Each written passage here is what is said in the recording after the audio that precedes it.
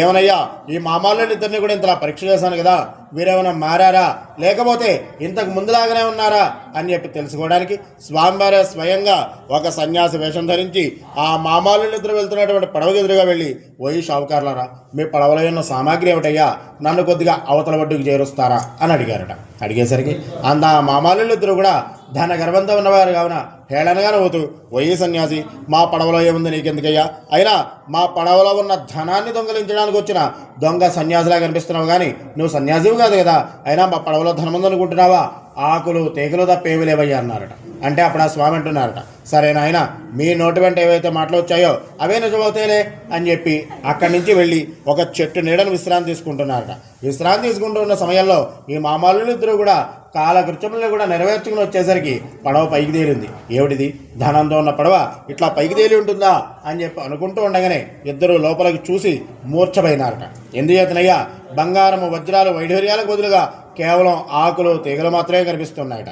కనిపిస్తుండేసరికి కొంతసేపటికి తెలివి తెచ్చుకుని ఏడుస్తూ ఉంటే అప్పుడు అల్లుడు అంటున్నట్టు మామతోటి, మామ ఏడిస్తే ఏమన్నదయ్యా ప్రయోజనం, ఆ సన్యాసి శపించాడు కాబట్టి ఇట్లా జరిగింది, ఇంకేం చేసినా కూడా ఆ సన్యాసి చేయాలి తప్ప మన చేతిలో ఏమీ లేదు అంటే అంత మామగారు పరుగున వెళ్ళి సన్యాసి పాదాలపైన పడి, అయ్యా మహానుభావ, అజ్ఞానుడను అవివేకనే నీతో పరిహాసంగా మాట్లాడాను, మా తప్పులన్నీ కూడా క్షమించు స్వామి అని చెప్పేసంటే అప్పుడు ఆ స్వామి అంటున్నారట, ఓయి షావుకారు, నీవు ఎన్నో సందర్భాల్లో నా యొక్క వ్రతాన్ని అంటే సత్యనారాయణ స్వామి వ్రతాన్ని చేస్తానని చెప్పి చేయలేదయ్యా, అందుకే నీకు ఇలాంటి కష్టం వచ్చింది అంటే అప్పుడు ఆయన అనుకుంటున్నాడు, ఓహో, ఈయన సామాన్యుడు కాదు, సాక్షాత్తు శ్రీమన్నారాయణ రూపంగా వచ్చాడు కదా అని చెప్పి ఆయన పాదాలపైన పడి, అయ్యా మహానుభావ, బ్రహ్మాది దేవతలెవరు కూడా నిన్ను గుర్తించలేరయ్యా, నేను ఎంతవాడిని స్వామి, నా తప్పులన్నీ కూడా క్షమించండి అంటే అప్పుడు ఆ స్వామి సంతుష్టుడై షావుకారు ధనమంతా కూడా ఉండేట్లు అనుగ్రహించి అక్కడనే అంతర్ధానం అయిపోయినట్ట.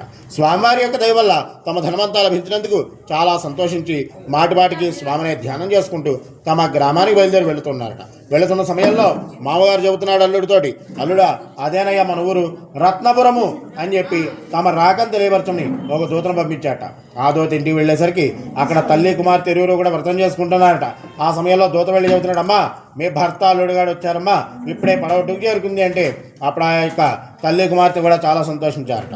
అప్పుడు తల్లి అంటున్నదట కూతురుతోటి, అమ్మాయి నువ్వు పూజ మొత్తం పూర్తి చేసిరామ్మా, నేను పడవ దగ్గరికి వెళుతున్నానంటే అంత కుమార్తె పూజ మొత్తం పూర్తి చేసింది కానీ భర్తను చూడాలనే ఒక తొందరలో స్వామివారి ప్రసాదం తినడం మర్చిపోయిందట. దాంతో స్వామి కోపించిన వాడై అల్లుడు పడవను రేవులో ముంచి వేశారట.